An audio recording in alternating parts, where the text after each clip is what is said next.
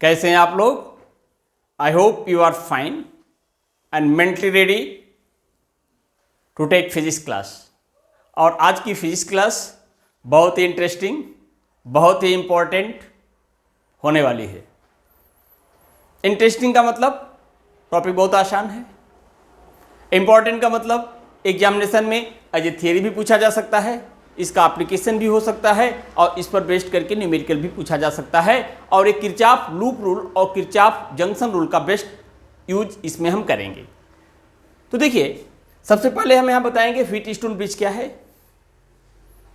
इसका यूज क्या है, इसकी बैलेंस कंडीशन क्या है। तो first things, what is Wheatstone bridge? देखिए क्या लिखेंगे आप। It consist of 4 resistors R1, R2, R3, R4 join across 4 sides of a quadrilateral as shown in diagram। हो गया। फिर लिखेंगे a cross diagonal BD a galvanometer is connected, that is called as what? Galvanometer arms। a cross diagonal AC a cell is connected, that is called as cell arms। Galvanometer is a device which is used to detect the presence of electric current in the circuit। किसी circuit में current है या नहीं है उसका पता कौन लगाएगा? गैल्वेनोमीटर। इसके बाद ये जो गैल्वेनोमीटर है यूज किया जाता है to find unknown resistance at their balance condition। इसके बाद Ig with the current passing through galvanometer, Ig with the current passing through galvanometer, if Ig equal to 0 means no current passing through galvanometer, Wheatstone bridge is said to be balance। लेकिन इसका result क्या होगा कि I2 minus Ig, I2 minus 0 हो जाएगा क्योंकि Ig 0 है, galvanometer से करंट पास नहीं हो रही है। तो अगर व्हीटस्टोन ब्रिज बैलेंस है, गैल्वेनोमीटर से करंट पास नहीं हो रही है, तो current through resistor R4 simply will be I2, current through resistor R3 simply will be equal to I1 क्योंकि Ig का वैल्यू क्या हो गया? 0 हो गया। अब इतनी बातों के बाद हम व्हीटस्टोन ब्रिज की बैलेंस कंडीशन को निकालने का प्रयास करेंगे। अब जरा देखिए, थोड़ा सा किरचॉफ जंक्शन रूल और लूप रूल का एप्लीकेशन देख लीजिए।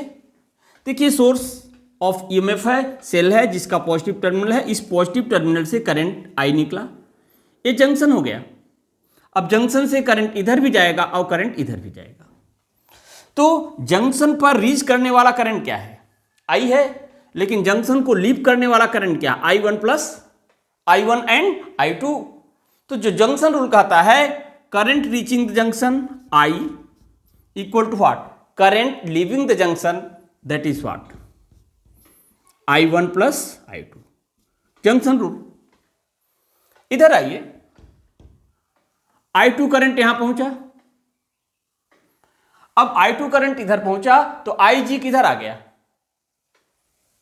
गैल्वेनोमीटर की तरफ। देखिए, इधर से I2 गया, Ig इधर आ गया। मतलब इस तरह से देखिए, अगर इधर से 10 एम्पियर का करंट गया, इधर से कितना आया? 2 एम्पियर। तो इधर के लिए कितना बचेगा? 10 माइनस 2। तो देखिए, I2 with the current reaching the junction equal to what?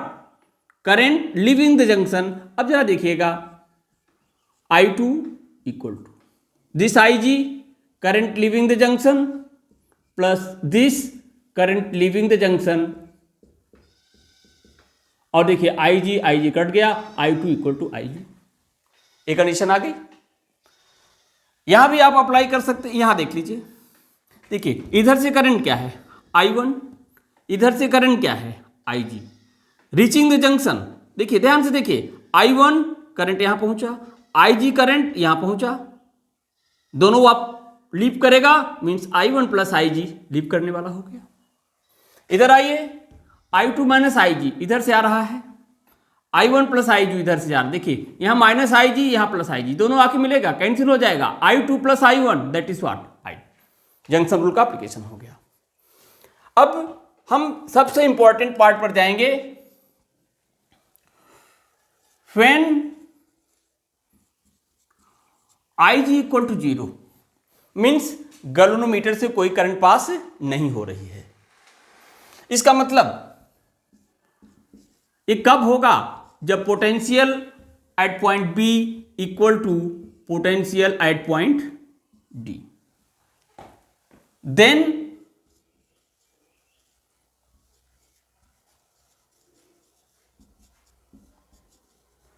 Wheatstone bridge is said to be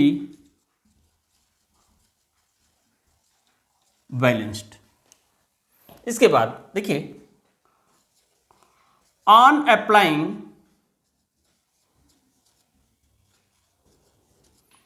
Kirchhoff loop rule at valence condition of wheat stone bridge. अच्छा, किरचॉफ लूप रूल जब अप्लाई करेंगे तो हमें loop का selection करना पड़ेगा, और first में लूप कौन है? Loop A B D A. देखिए, ये loop A B D A के लिए हम किरचॉफ लूप रूल अप्लाई करेंगे, लेकिन कब? जब IG 0 है, B का पोटेंशियल D के पोटेंशियल के इक्वल है, मीन्स व्हीटस्टोन ब्रिज क्या है? बैलेंस है। अब जरा देखिए, current is flowing from A to B, current is flowing from A to B means A का पोटेंशियल हाई होगा और B का पोटेंशियल लो होगा। मीन्स अगर हम करंट की डायरेक्शन में जाएंगे तो I और R का प्रोडक्ट पॉजिटिव लेंगे। रिमेंबर, अगर हम करंट की डायरेक्शन में मूव करेंगे तो I और R का प्रोडक्ट क्या लेंगे? पॉजिटिव लेंगे। देखिए, ए बी डी ए से कहां जाएंगे? बी से कहां जाएंगे? डी से कहां जाएंगे? A. Means what? We are moving like this. तो ए से बी मीन्स करंट की डायरेक्शन में V इक्वल टू होता है IR। यहां करंट क्या है? I2, रेजिस्टेंस क्या है? R2। We are moving along the direction of current, there product will be taken as positive, means what? I2 R2। देखिए, B से D जाएंगे, B से D जाएंगे, बैलेंस कंडीशन है, IG 0 है। देख लीजिए, अगर I 0 हो जाए तो कोई पोटेंशियल ड्रॉप नहीं होगा, मीन्स V और D के क्रॉस कोई भी पोटेंशियल ड्रॉप नहीं होगा। वो यहां से पता चल जाएगा, VB का वैल्यू VD के बराबर है, VB माइनस VD 0 हो जाएगा। अब आइए D टू A। देखिए, करंट A से D जा रही है, लेकिन हम कैसे मूव कर रहे हैं? D to A, opposite to direction of current, potential drop I1 R1, लेकिन opposite to direction of current जा रहे हैं, इसलिए इस प्रोडक्ट को हम क्या लेंगे? निगेटिव। कन्वेंशन है, मान लेते हैं ऐसा। ये हो जाएगा minus I1 R1 equal to what? 0। Close loop rule कि sum of EMF as well as potential drop across various component in a close loop comes out to be 0। यहां पोटेंशियल ड्रॉप है, यहां पोटेंशियल ड्रॉप है, यहां है ही नहीं, source of EMF है ही नहीं, और इसका मतलब यहां से हो जाएगा I2 R2 equal to I1 R1, equation number 2। अब दूसरा लूप लेंगे। हमारा दूसरा लूप क्या होगा भाई? BCDB।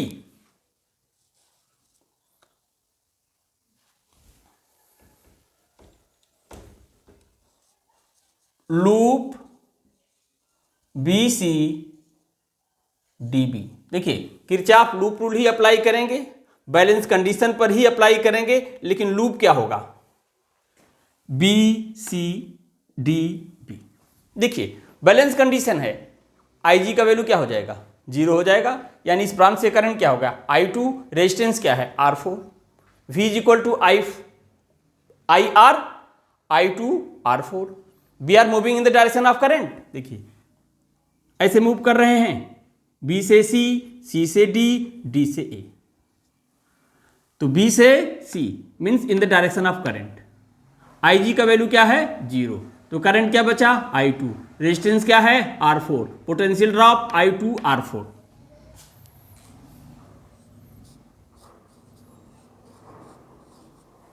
अच्छा C to D, देखिए करंट इधर जा रही है लेकिन हम क्या आ रहे हैं, C से D उल्टा आ रहे हैं। करंट क्या है, बैलेंस कंडीशन पर IG 0 होगा, मीन्स करंट क्या बचेगा I1, रेजिस्टेंस क्या है R3, potential drop I1 R3, लेकिन करंट के अपोजिट आ रहे हैं, इसलिए क्या होगा माइनस I1 R3। D से B कोई करंट नहीं है, I का वैल्यू 0, पोटेंशियल ड्रॉप 0 हो जाएगा, या B का पोटेंशियल D के पोटेंशियल के बराबर है, VB माइनस VD 0 हो जाएगा, और कुछ नहीं है, दिस इज व्हाट 0। अब जरा देखो I2 R4 equal to I1 R3, equation number. अब आप इक्वेशन 1 डिवाइडेड बाई 2, 1 को 2 से डिवाइड कर दीजिए, I2 R2 divide by I2 R4, I2 cut जाएगा, हमें क्या मिलेगा R2 by R4, I1 R1 divide by I1 R3, I1 cut जाएगा, R1 बाई R3। अब हम बता दें, this is valence condition of Wheatstone bridge, means अगर IG 0 होगा, VB इक्वल टू VD होगा, मीन्स गैल्वेनोमीटर से करंट पास नहीं होगी, तो एक कंडीशन मिल जाएगी, व्हीटस्टोन ब्रिज बैलेंस होगा। या अगर ये कंडीशन मिल जाए तो डेफिनेट हम कहेंगे IG क्या होगा, 0 होगा, VB का पोटेंशियल VD के इक्वल होगा, और हम कहेंगे ये जो व्हीटस्टोन ब्रिज है बैलेंस होगा। हमने आपको बताया था कि इस व्हीटस्टोन ब्रिज को हम यूज करते हैं to find unknown resistance.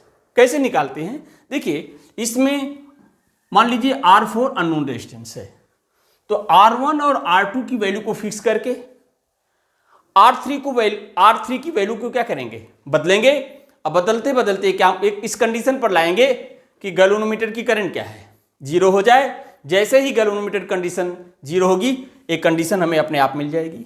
Again I am saying कि R1 R2 को फिक्स कर देंगे, R4 आपका अननोन है, R3 की वैल्यू को बदल करके हम IG को क्या करेंगे, 0 करेंगे, और जैसे ही IG 0 होगा एक कंडीशन मिल जाएगी, और हम कहेंगे हमारा व्हीटस्टोन ब्रिज बैलेंस है। और ये व्हीटस्टोन ब्रिज, देखिए किरचॉफ जंक्शन रूल का एप्लीकेशन, किरचॉफ लूप रूल का एप्लीकेशन, और इस व्हीटस्टोन ब्रिज का ही एप्लीकेशन हम करेंगे आने वाले टॉपिक में मीटर ब्रिज में। तो इस तरह से ये टॉपिक हमने बताया बहुत इंपॉर्टेंट, कैसे किरचॉफ लूप रूल और जंक्शन रूल का एप्लीकेशन हुआ। अपने आप में एक 3 नंबर का क्वेश्चन बन सकता है, और इसका एप्लीकेशन हम व्हीटस्टोन ब्रिज में करेंगे। इससे क्वेश्चन क्या क्या बन सकता है कि व्हीटस्टोन ब्रिज बैलेंस कब होता है, और उसकी बैलेंस कंडीशन क्या है, व्हीटस्टोन ब्रिज क्या है, और इसका एप्लीकेशन कहाँ है, इसका यूज क्या होता है। इन्हीं बातों के साथ आज का लेक्चर हम क्लोज करते हैं। I hope you like it. Okay, bye.